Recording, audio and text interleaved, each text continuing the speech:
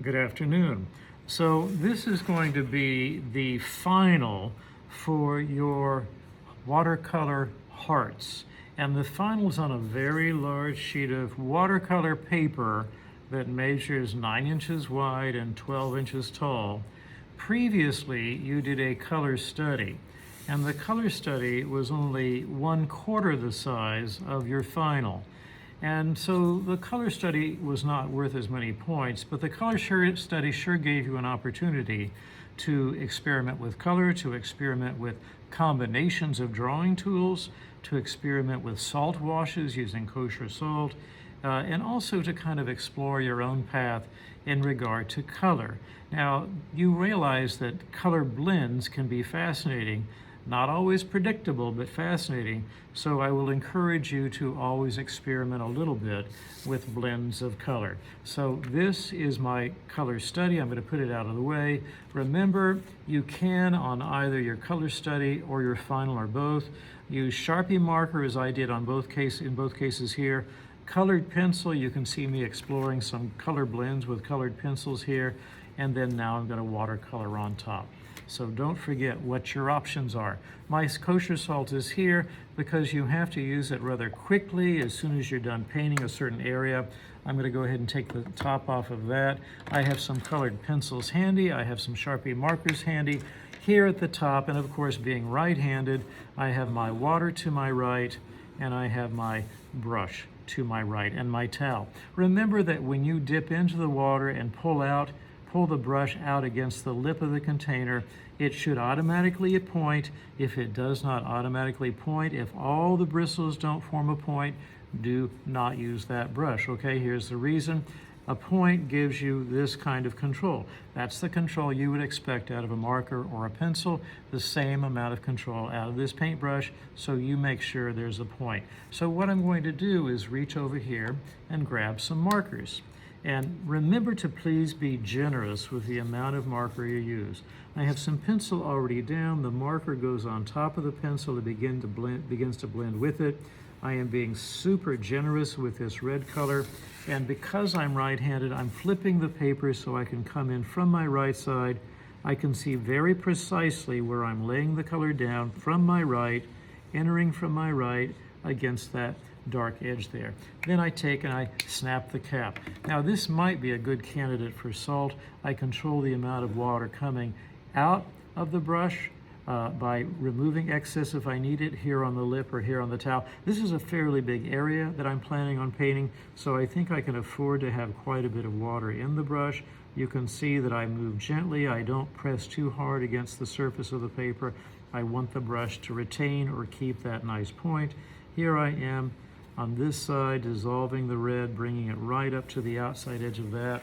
Maybe turn the paper in a way that makes it easier for me to get up here to the top of the heart, being careful to move right along those edges cleanly, let you know that I know how to handle the brush. Now there's quite a bit of water already on there, but if I'm going to use salt, I may just want to go ahead and add a tiny bit more there and there, and then take a pinch of salt. And I do mean a pinch, just between your thumb and your middle finger or your thumb and your pointer finger, just a little bit, and let's see what happens with that area in just a few minutes. Wash the brush out if you're not planning on using that color again right away. Grab yourself a new color. Maybe steer clear of this area over here on the right. Just because it's wet, I don't want to run my hand through it and make a big mess. So uncapping this newest marker, maybe moving to a different area over here on the opposite side. Again, coming in from my right. That's a nice intense color, and let's blend something with it. That was a purple. Let's take this color, this raspberry color, and blend it with it. Now that one looks like it's drying out. I think I'm going to throw that one away. I shouldn't have used it, but I still think it'll probably work fine. I will redissolve. Yeah, not bad.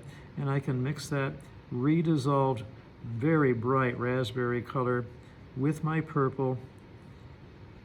And again, if I want to do any salt washes, just a few granules right away. They begin to have their effect. The salt washes work best with darker colors. I think I'll have more success here with the purple and that deeper raspberry color than I will with a straight red over here. Again, leaving that area behind so I don't run my hand through it. It could be that I see a pencil handy and I want to go ahead and do some pencil work. So you can jump back and forth between materials. This is kind of an orangish color. I'm going to add some yellow pencil on top of that. Orange is made with yellow and red, so it kind of makes sense that orange and yellow work well together. And as a matter of fact, putting that pencil down, I'm going to pick up this kind of greenish blue. Green is made with yellow and blue, so it makes sense that those two colors will work. When the yellow and the blue and the orange mix together, however, look what happens. It goes into a neutral gray. Again, those are beautiful colors to use, those neutral gray colors for shading. So if you ever want a good shaded color, use a neutral. Use a set or a pair of complementary colors like orange and violet, red and green. I'm sorry, orange and blue, red and green, yellow and violet. So now that these have had a chance to dry a little bit, let me grab yet another color. And so on it goes until I am done. Remember, be careful. Try not to put wet next to wet if you can avoid it. If you do, the colors may bleed together. Controlling the amount of water that's coming out of the brush, I'll come right up to that edge and try not to blend with anything else. If you want to, you can leave a flash of white on the paper. That's kind of nice because it suggests that there is a flash of bright reflection off of the surface, say a reflection off the water or the reflection off a glass or a balloon. So sometimes I leave white in there. And this is how I would continue on until I was done with my piece. Again, remember to be very generous with your colors. I'm going to be very generous with this orange right now. Now, as a matter of fact, I'm going to be so generous that I'm not even going to paint that area. I'm just going to make that a solid orange. I'm going to go ahead and bring that same orange here. That's a pretty cool orange. I don't know what color it is, but I've never seen that one before. I don't think. Let's go ahead and dissolve that. Now, I use too much water. So if I use too much water, I have some choices.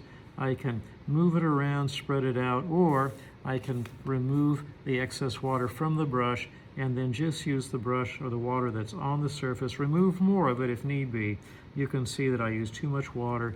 It really diluted the orange that I put down, which made it kind of weak in appearance.